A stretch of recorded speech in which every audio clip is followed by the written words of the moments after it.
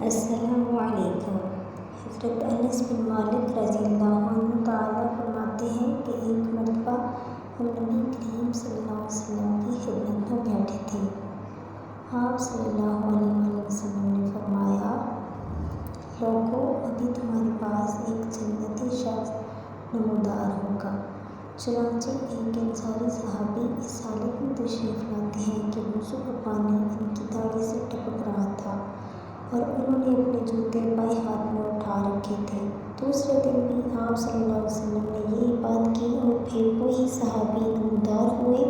اور آج بھی پہلے کی طرح جوتے ان کے ہاتھ میں تھے۔ تیسرے دن بھی نبی کریم صلی اللہ علیہ وسلم وہی بات دہرائی۔ اس دن بھی وہی صحابی اسی حالت میں نمودار ہوئے جن کی داڑھی سے وضو کا پانی ٹپک رہا تھا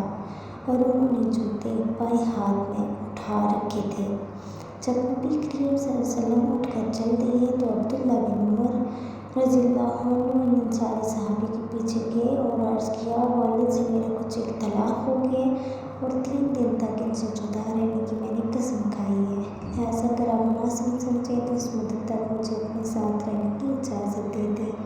انصاری صحابی نے جواب دیا، کوئی بات نہیں، آپ جتنا چاہیں میرے گھر پر رہ سکتے ہیں۔ عبداللہ بن عمر رضی اللہ عنہ کا بیان ہے، میں نے 3 راتیں ان کے پاس گزاری لیکن دیکھا وہ رات میں کوئی عبادت نہیں کرتے، کوئی تہجد نہیں پڑھتے، البتہ رات میں جب کہ ان کی نیند ٹوٹتی، کروٹ بدلتے، اللہ کا ذکر کرتے، ان کی بڑائی بیان کرتے۔ ایک بات یہ بھی دیکھی، وہ زبان سے ہمیشہ اچھا بولتے۔ جب 3 دن مکمل ہو گئے، میرے دل میں کوئی بھی عمل بڑھانا معلوم ہوا تو میں نے کہا، اے اللہ کے بندے، میرے اور میرے والد کے درمیان کوئی جھگڑا اور ناراضگی نہیں، البتہ میں نے نبی کریم صلی اللہ علیہ وسلم سے سنا کہ 3 دن لگاتار آپ کے بارے میں فرما رہے تھے کہ ابھی تمہارے پاس ایک جنتی شخص نمودار ہوگا، اور 3 دن آپ ہی تشریف لائے تو میں نے ارادہ کیا آپ کے پاس رہ کر آپ کا عمل دیکھوں، آپ کون سا عمل کرتے ہیں، میں بھی ویسا عمل کر سکوں،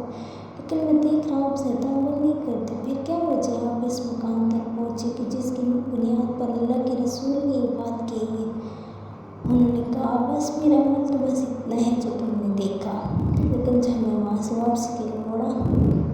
تو انہوں نے پیچھے سے آواز دے کر بلایا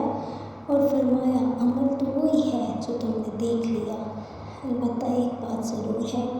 کہ میرے دل میں نہ تو کسی مسلمان کے لیے دھوکے کے جذبے، نہ ہی اللہ تعالیٰ کی دی ہوئی بھلائی اور نعمت پر انسی حسد کرتا ہوں، یعنی نہ میں کسی کو دھوکہ دیتا ہوں اور نہ ہی کسی سے حسد کرتا ہوں۔ عبداللہ بن عمر رضی اللہ عنہ نے کہا، بس یہی چیز ہے جو آپ کو اس مقام تک لائی ہے، اور یہی وہ عادت ہے جس کو اپنانے کی ہم میں طاقت نہیں۔ محترم دوستو، بعض مرتبہ صرف ایک اچھی عادت انسان کو باقی لوگوں سے منفرد کرتی ہے اور اللہ کے دربار میں اس کا مقام بلند کرتی ہے۔ ہمیں چاہیے کہ زیادہ نہیں تو کوئی ایک اچھی عادت ہم اپنا لیں جو ہمیں باقی لوگوں سے منفرد کرے۔ ویڈیو اچھی لگی ہو تو لائک کریں اور چینل کو سبسکرائب کریں، ساتھ لگے بیل آئیکن کو ضرور پریس کریں۔ شکریہ۔